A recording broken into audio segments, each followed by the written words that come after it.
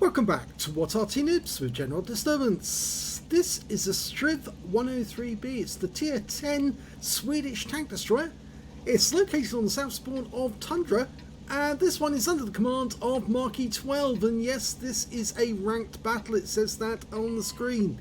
Let's see how he gets on in the Swedish tank destroyer with a 105mm gun. Game started.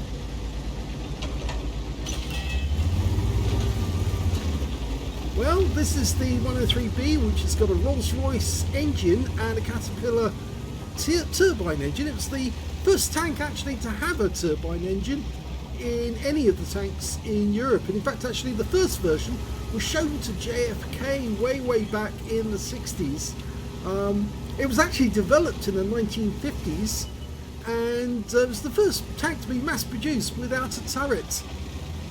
Okay, he's taking it to a position so he can shoot up on top of the hill, and he's manoeuvring to get into a firing position so he can use the push mechanic without getting seen or spotted. Okay, the first shot went in, and he actually did hit the 2684, and he puts another one through the crew compartment. Moving to support you. Now, this tank was developed originally in 1956 by Septemner. It was proposed as the alternative S, an S for Swedish. The height of the vehicle was everything really. It's to try and eliminate the turret and actually make this tank incredibly difficult to attack simply because it was so small. Let's say the 105mm gun is an L74. And it has an autoloader with the same ammo as on the British 105mm guns. One round every 3 seconds with a crew of 3. And you can tell that's the driver, gunner and loader. Gunner and the and commander rather. One shot actually hit the pattern but no penetration. That did! Yeah, these shells, standard APCR, have got decent penetration, 308mm with standard, and with the premium rounds they'll go through 350, so there's not a lot that it won't pen. Oh, and there's a cramp on. Yeah, well, we took a hit on the gun, but we did get around through his lower plates, and he's out the game, so that's good. Much obliged. Now, the original vehicle had the Rolls-Royce diesel engine developing 240 horsepower and a 300 horsepower turbine by Boeing. Of course, when they got to the 103B version, that switched to being a Rolls-Royce diesel and a Caterpillar turbine. And the final version, the 103C, ended up with a Detroit diesel and a Caterpillar turbine. Well, the enemy have lost 5, we've lost 5, and that's half of each team has been wiped out. This ranked battle's only for 10 players either side, but we've got the hill, and we're now in a commanding position. Oh, now he didn't hit the armour. It says armour not hit, but it means he probably hit but didn't pen. Can he get another shot? That guy's the other side of the railway line. EBR. Oh, and we get hit in the side by an Object 277 that we couldn't see. That's awkward. Now, I think that was because he was being spotted by the enemy down below, and the 277 could see or get an idea of where we were. There's the 277. Been spotted now.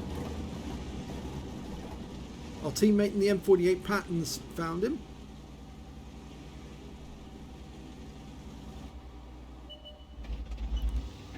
Of course, the 103B saw service between 1967 and 1997. 30 years it was in service. And the British Armed Forces actually did consider buying some. So they actually went to Sweden to see it demonstrated. Eventually, the Strv 103B was replaced by the Leopard 2 and the Strv 121 and 122. Moving to cover your flank. I'm in your deck. Positive.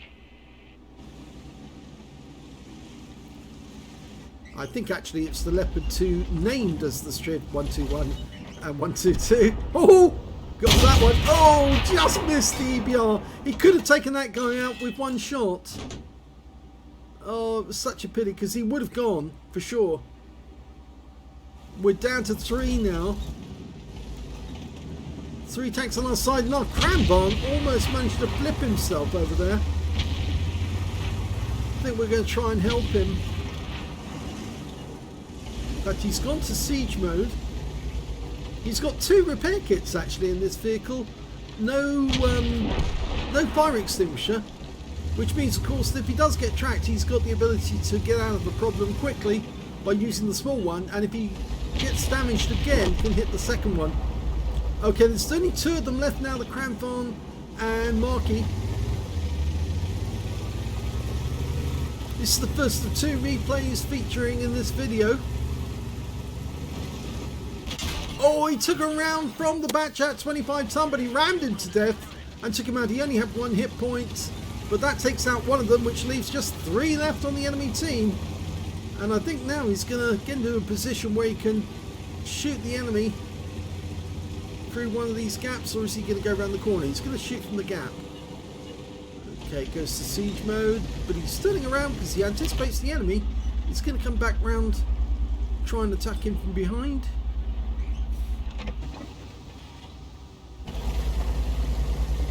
Now, if you follow Klaus Kellerman's channel, you may know about the mod where he was actually, not the mod, but the version of this tank where he actually put the turbo on, which actually increases the speed of this vehicle whilst it's in siege mode quite a lot, which makes it faster and easier to get out of trouble when you've been spotted and the enemy fires at you.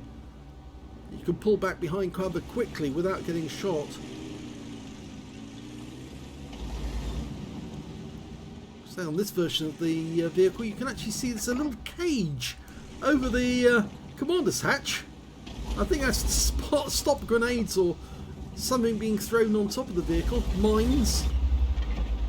I'm not sure if it works as an aerial or it might work as a supplemental aerial for the radio.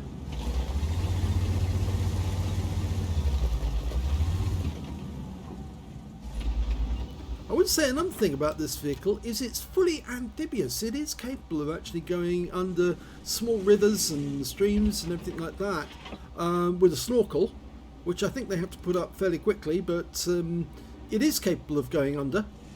And the actual top speed of the vehicle in reality is 60 kilometers an hour. They only do 50 in the game. So it's actually quite fast. Okay, can't see anyone in the cap, but the Object 277's decided to come up this way. He hasn't been spotted yet by the 277, so he might be able to get one shot in, and oh, both of them are there. The STB-1 as well. He hasn't been seen, but one shot takes him out because he auto-aimed on as that other trick that we learned a while back. He'll get another shot at the 277, makes him a one shot now. And any second he'll be able to get another shot on target. Yes, he gets it in, but it doesn't kill him. 390 alpha, remember, so he's still got one more shot to kill. And the guy's blocked, he can't come forward, and there he goes. We took him round in the rear from the EBR, who decided to come up on top of the hill, but Marky's still alive, and he's blocking the way for the EBR. And that is the end of the game. Marky played that one incredibly well, stopped the EBR from getting past him, and won the game for his team. Well, here's the end of battle results, and you can say that was a sweaty game. It doesn't show any of the awards because, of course, it's a ranked game, but we do know that he received a rank because he was in the top 10 of the winning team by experienced earn. If we look at the team score, we can see he wasn't in the he wasn't top on damage. That actually went to one of the Cranbarns on his team with 4,834. The second highest damage in the game was the Panhard EBR with 3,251. The third highest damage was the STB-1 on the enemy team, 2,833. And the fourth highest damage in the game was the other Cranbarn on his own team. We can see that Marky did get 2,565 hit points of damage. There was 3 players ahead of him on his own team and 3 on the enemy team, which puts him in 7th place overall. But when it came to kills, he did get the highest number with 4 kills. 3 kills went to the Cranvarn on his team and 2 kills went to another Cranvarn. The TVP T5051, the EBR 105, the Batchat 25-ton who he one-shot, well not one-shot, but he ram-killed him, and the STB1 as well on the enemy team. And when it came to base XP, yes, I'm afraid he actually didn't get top position, but it was the Cranvarns who came ahead of him, 1,113 for 1, 941 to the second, and he got 3rd place with 815, beating out the pattern for 783. He fired 13 shots in that game, got 12 direct hits on the enemy, 8 penetrations. Damage of 2,565 hit points, of which 713 were at more than 300 meters. 5 hits received from the enemy, 3 of which penetrated, 1 non-penetration, and 1 hit by way of splash damage as well. 440 hit points of damage blocked by armor. He damaged 7 of the enemy, killed 4, and earned 23,227 credits on a free-to-play account, and after repair, ammunition, resupply and consumables took away a loss of 12,008 credits overall. 815 base XP and no multipliers, so that's all the experience points he took away, but he did get another rank in the Strv 103B, and he did win the game for his team right at the end by very carefully positioning. He took out that STB1 in a very, very quick snapshot by auto-aiming onto him, letting go of the keys so the vehicle automatically slewed to the target, pressed the fire button and bang, he was gone. And then he carefully blocked the enemy 277, got 2 shots into him even as he was side scraping, and with the shots from the 277 not doing anything really, and then managed to finish the guy off by face grappling with him, which worked very well. And after that used the Rex as actually a blocking move to stop that EBR. The EBR should have run away, but he didn't. He stayed around, and that was his doom because Marky was ready for that, and the moment he was ready, bang, he was gone as well. So that was a good game. Let's have a look at the second one. The second game is in the IS-4, originally known as the Object 701.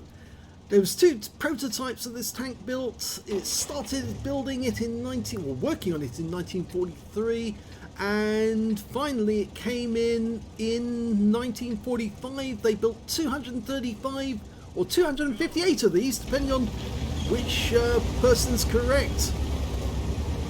Now it's one of the IS range of tanks. And it's a fairly decent tank, but as a tier 10, you don't see a huge number of people supporting it and saying, oh, this is a good vehicle, but it is actually. Well, quite apart from the fact he's got a dinghy on the back of this one. What are you playing at? It looks like he's got sacks in there as well. Maybe they're intent on going swimming later. Okay, well, the gun is a 122mm, capable of 440 alpha. And with the standard rounds, it will do 258mm of armor. With the heat rounds, that goes up to 340mm. And he's got a couple of HE rounds, which will do 530. It's quite a strong tank, actually, and very much it's very good armor. Very similar to the ST1 in many ways. It's also got a low profile and good camouflage capability. But it is a bit sluggish on its acceleration because it's quite heavy. It's 66 tons in total. Okay, he's holding the corner for the moment, just anticipating there's somebody behind there. No, there wasn't anyone there. Let's hope this Chrysler wants to go first. Moving to support your position. Thanks a lot. And okay, he's going to follow the Chrysler in. And that's quite a good idea. Let Mikey go first, let him take the damage, and then pop round the corner and finish the enemy off. Oh, Chrysler got better second thoughts there. He saw the Viz 55 and thought, uh-oh.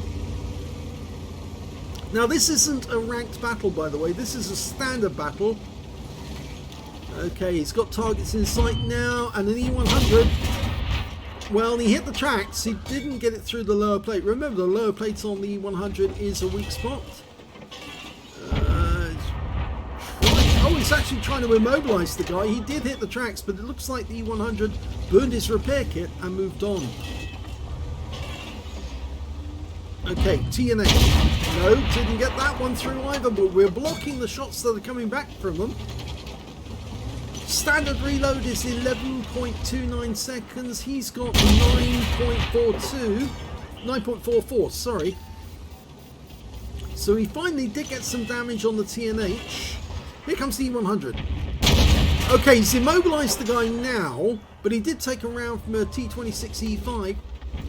And now he's getting some assist because somebody else fired some HE at him.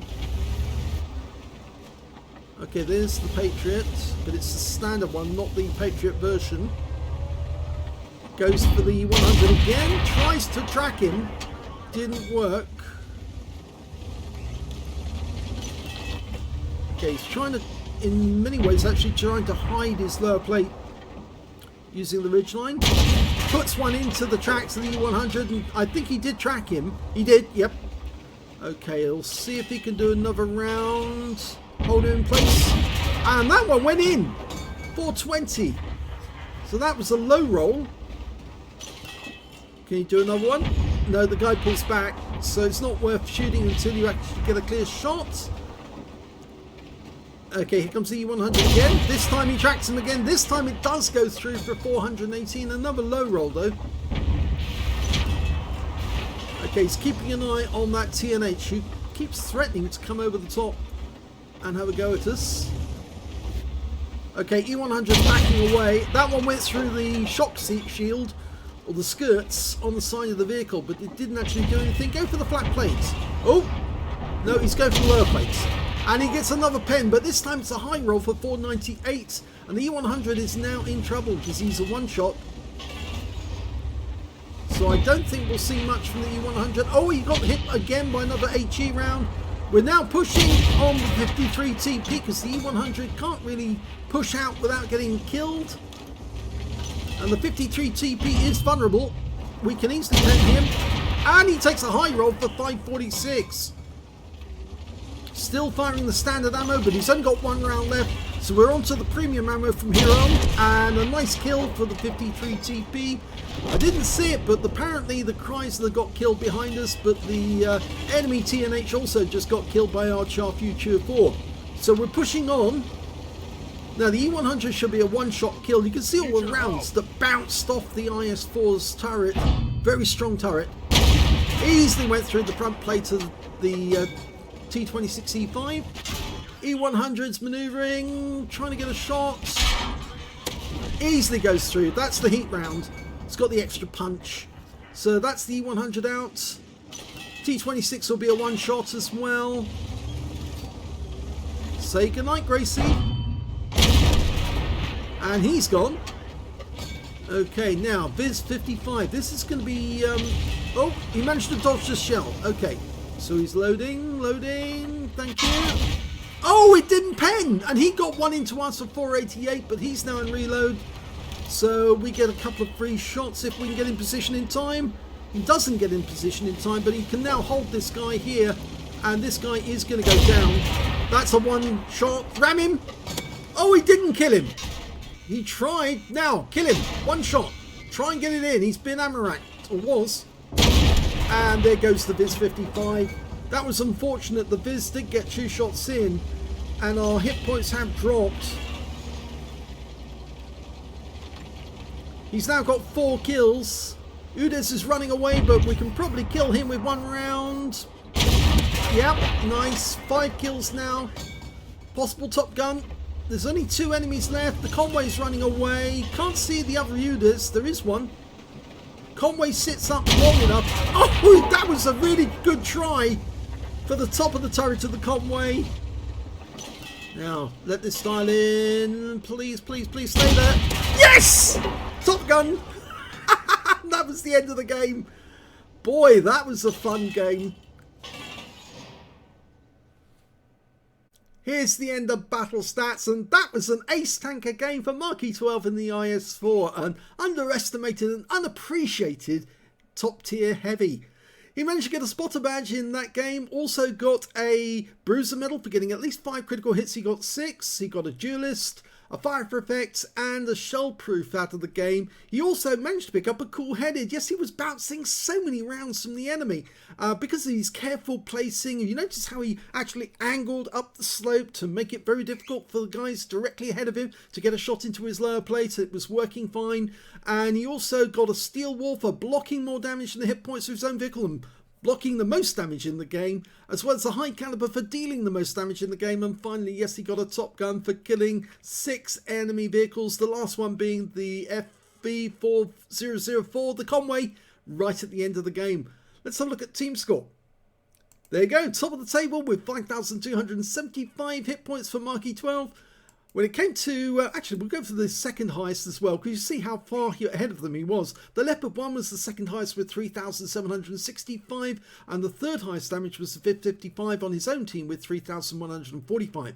When it came to kills, he was streets ahead of everyone else again. 6 kills for marke12, 2 kills for the Viz55, and he was the only other player who got more than 1 kill. Everyone else was only 1 kill each. But you can see that he was so carefully placed, so well played, that he was able to take out these enemy tanks and almost one after the other as soon as he'd dropped the number of hit points on the E100 and then the Patriot, and then, well, on that, which was the other one, that he took out. I'm trying to remember which one it was now. The 53 TP, that was it, because the TNH tried to get behind him as well, but his teammates were watching that, and yes, the Charfu 4 kindly did the honours and took out the TNH before he could turn around and put a few rounds into Marky. When it came to base XP, yes, he's also streets ahead of everyone else again, so he's got the top in all 3 columns. 1,316 went to him, 1,006 went to the Leopard 1, 917 to the 122 TM. He fired 24 rounds in that game, 22 direct hits and 5 penetrations on the enemy. Or was that 15 penetrations? No, it's 15 penetrations on the enemy. My eyesight is letting me down again. Yeah, so a lot of good direct hits. Only 2 shells actually did miss the target. The rest were all pretty good. 5,275 hit points of damage, of which 486 were at more than 300 meters. I think that was the long range shot that he fired on that Conway. 19 hits received from the enemy, only 4 of which actually penetrated, which shows the strength of armor on the IS-4. It's well worth it from that alone. 15 non-penetrations on, yeah, that's 4,960 hit points of damage blocked by armor. So yes, very strong armor in the IS-4, very good gun. It's well able to do the job. And in fact, actually, you notice how during that game he actually played all of the standard armor piercing rounds before he switched to the heat, because he had to, because he had no other choice. That was all he had left. But after he used the heat, he was going through them like, well, no problem at all. Exception, of course, being that Viz55, who managed to tempt him around that corner so he could get another 2 rounds into him. 2 enemy vehicles spotted, 7 enemy vehicles damaged, 6 killed, and 1,478 hit points of damage assist. He earned 55,666 credits from the game, 40,000 from personal missions payout and after repair, ammunition resupply and consumables. And even though he had to use some premium rounds, he still ended up with a profit of 15,431 credits. He got 1,316 base XP, times 2 for the first victory, took away 2,632 experience points altogether. So yes, 2 very different games with basically the same result. The fact is, Marky carried the game in both cases. He didn't get the highest amount of damage in the Strv 103 game, but the fact of the matter is that yes, he did win the game for his team, which of course helped them to bump up their scores and get more chevrons and a higher rank. But in the IS-4 game, he most definitely ruled that game, and it is a great little tank, the IS-4. Underappreciated, I think. It should be in more battles. I just get the feeling that most people just don't know how to play it properly. I hope you enjoyed both those replays. If you did, please give this video a like. Do subscribe to our channel. Leave a little comment down below because it feeds the algorithm.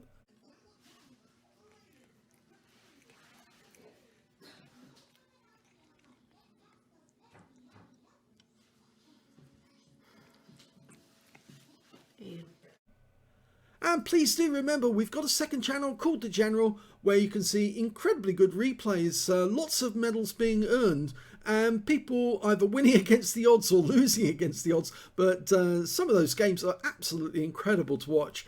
and you just can't believe how they managed to do it. But yeah, might provide you with some thoughts about how you can do as well as they did. Thanks for watching.